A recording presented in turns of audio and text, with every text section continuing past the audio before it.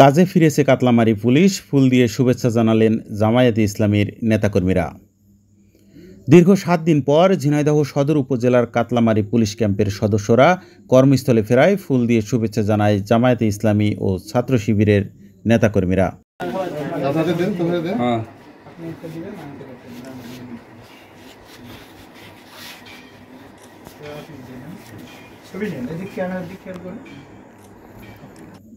মঙ্গলবার 13 আগস্ট সকালে 4 নং হলিধানী ইউনিয়নের কাতলামারী পুলিশ ক্যাম্প চত্বরে হলিধানী ইউনিয়ন জামায়াত ও ছাত্র শিবিরের নেতারা পুলিশ সদস্যদের ফুলের শুভেচ্ছা জানান। এ সময় বাংলাদেশ জামায়াতে ইসলামী হলিধানী ইউনিয়ন শাখার আমির ডাক্তার জাকির হোসেন, সেক্রেটারি সমিদুল ইসলাম, হলিধানী ইউনিয়ন ছাত্র শিবিরের সভাপতি মোহাম্মদ ইকবাল হোসেন, হলিধানী ইউনিয়নের 6 নং ওয়ার্ডের ইউপি সদস্য শ্রী সন্তোষ কুমার, জামায়াতের কর্মী খোকনসহ জামায়াত ও শিবিরের হলিধানী ইউনিয়নের বিভিন্ন ওয়ার্ডের নেতাকর্মীরা উপস্থিত ছিলেন। এছাড়াও কাতলামারী পুলিশ ক্যাম্পের in charge SI Boniamin, ASI Baharul Islam, ASI Iqbal Hossain সহ ক্যাম্পে কর্মরত সকল পুলিশ সদস্য উপস্থিত ছিলেন।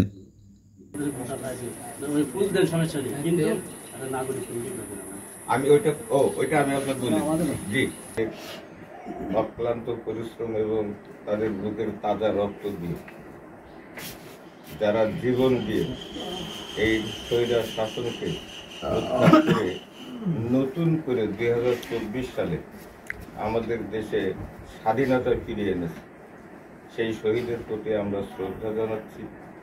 পাশাপাশি যারা আহত হয়েছে তাদের দ্রুত সুস্থতা কামনা করছি। সেই সাথে আমাদের সকল ভাইয়েরা আজকে পঙ্গুত্ব বরণ করছে, তাদের জন্য আমরা দোয়া করছি। প্রিয় উপস্থিতি, আমি আপনাদেরকে আমি গতকালকে ভাইয়ের সাথে কথা বলছিলাম। এর আগেও আমি অবশ্য খোঁজ নিয়েছি ভাইদেরকে যে ভাই কি অবস্থা। সব মিলে খুব বেশি আমার সঙ্গে কথা হয়, চেয়ারম্যানের সাথে কথা হয়। আমার একটা চিন্তা ছিল সারা দেশে যা হয় হোক, আমার ইউনিয়নের জন্য কোনো দুর্ঘটনা না ঘটে, এটা আমার চিন্তা ছিল। এবং আমাদের কেন্দ্রীয় আমিরে জামাতের পক্ষ থেকে এটাই মেসেজ ছিল যে প্রতিশোধের চেয়ে ক্ষমাই হচ্ছে উত্তম। আমরা যে নির্যাতিত হয়েছি, নিষ্পেষিত হয়েছি, এই ইতিহাস বর্ণনা করে আমরা শেষ করতে পারি। আর এটা মূলত ছিল দেশে মানুষের গণতান্ত্রিক অধিকার না, মানুষের মৌলিক অধিকার হরণ করে দেয়। কিছু মানুষ তাদের স্বার্থ সিদ্ধির জন্য আইনকে পদদলিত করে গোটা জাতিকে একটি কারাগারে পরিণত করেছে। সম্মানিত উপস্থিতি, এই জন্যে এই নতুন প্রজন্মের যারা মুক্তিযোদ্ধা, যারা নতুন করে আমাদের দেশটা স্বাধীন করে দিয়েছে, তাদের ঋণ এ জাতি শোধ করতে পারবে। পাশাপাশি আমরা আমাদের সমাজে আইন শৃঙ্খলা রক্ষার জন্য অবশ্যই পুলিশ বাহিনী এবং সব বাহিনী আমাদের প্রয়োজন, এটা লাগবে। যারা পুলিশ ভাই যারা চাকরি করেন তারা কেউ আসমান থেকে আসেন, কেউ বিদেশ থেকেও আসেন। তারা আমাদের সন্তান, আমাদের ভাই, আমাদের প্রতিবেশী। আমরা তাদেরও নিরাপত্তা কামনা করি। আমরা চাই না যে কেউ নিরাপত্তাহীনতায় ভোগে। আমি সেদিন ইউনিয়ন পরিষদের চেয়ারম্যানের নিয়ে বসছিলাম, আমি সেখানে স্পষ্ট করে বলেছি যে আমরা শান্তিপ্রিয় মানুষ। আমার ইউনিয়নের কোনো মানুষ নিরাপত্তাহীনতায় ভোগুক, এটা আমরা দেখতে চাই।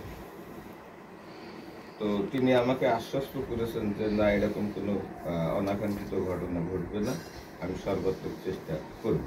আমি তাকে এ পর্যন্ত আশ্বাস দিয়েছি যে আপনি যদি মনে করেন যে আমি দুর্বল, আমি পারছি না, তো আমাদের জনশক্তি আপনার সাথে আছে।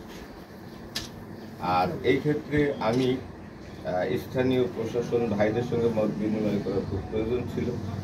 যেহেতু ভাইরা এসেছেন, আমি আপনাদেরকে বলবো যে আমরা এখানে বসবাস করি, আমরা সবাই মিলেমিশে সহ অবস্থানে থাকতে চাই। পুলিশ প্রশাসন আপনারা যারা আছেন, কোনো দলের লেজর বৃত্তি করবেন না দয়া করে। এই লেজর বৃত্তি করার জন্য আমাদের দেশের পরিস্থিতি আজকে এখানে এসে দাঁড়িয়ে। আপনাদের খুব বিনীতভাবে অনুরোধ করব, কোনো চাঁদাবাজ, কোনো মস্তান, কোনো সন্ত্রাস, কোনো 2 নম্বরই লোক যেন আপনাদের কাছে প্রশ্রয় না পায়, এটা খেয়াল রাখবেন। আপনারা আইনের সেবক, আইনের প্রতি শ্রদ্ধাশীল থাকবেন আপনারা। আর আমরা আইনকে শ্রদ্ধা করেই আমরা চলার চেষ্টা করব। আইন আমরা কেউ হাতে তুলে নেব না। কেউ যদি অপরাধী থাকে তাহলে আইন তার বিচার করবে, আমরা নিজেরা কেউ আইন হাতে তুলে নেব না। এই ক্ষেত্রে আমি প্রশাসনের সার্বিক সহযোগিতা কামনা করি। আর এই আইন বাস্তবায়ন করতে গিয়ে এই শৃঙ্খলার রক্ষার স্বার্থে যদি প্রয়োজন হয়, প্রশাসন যদি মনে করে যে আমাদের এখানে নিরাপত্তার বা আমাদের জনসমর্থনের প্রয়োজন, আমরা প্রশাসনকে সার্বিকভাবে সহযোগিতা দেব ইনশাআল্লাহ। প্রশাসনের নিরাপত্তাহীনতার কোনো সুযোগ নেই এখানে। যে কোনো প্রয়োজনে যে কোনো মূল্যে প্রশাসনের সার্বিক নিরাপত্তার ব্যবস্থার দায় দায়িত্ব আমরা স্থানীয় জনগণ সর্বসাকুল্যে সর্বশক্তি দিয়ে আমরা প্রশাসনের পাশে দাঁড়াবো ইনশাআল্লাহ, আমাদের এলাকায় শান্তি এবং শৃঙ্খলার রক্ষার স্বার্থে।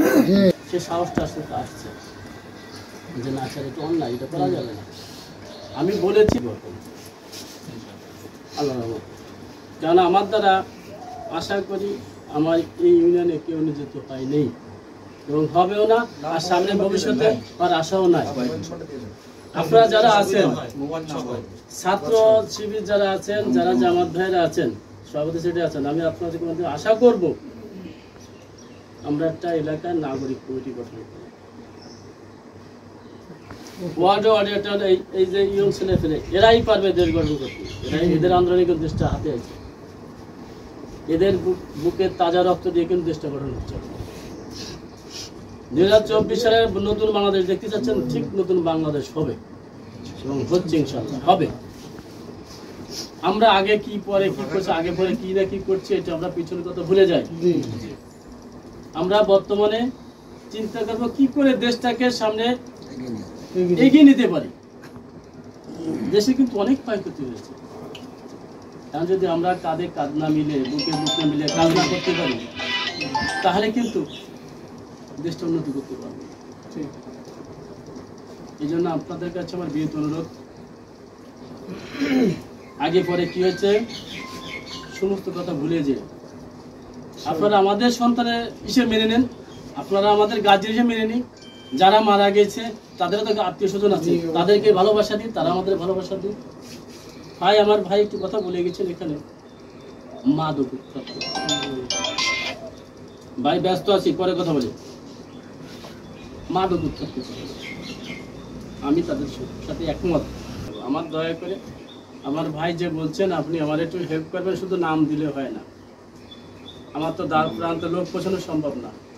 আপনি নাম দিলেন, তার কাছে কিছু নাই। এই আমার সমিদুল ভাই এই করতেছে, আমি যে সমিদুল ভাই পালাম না।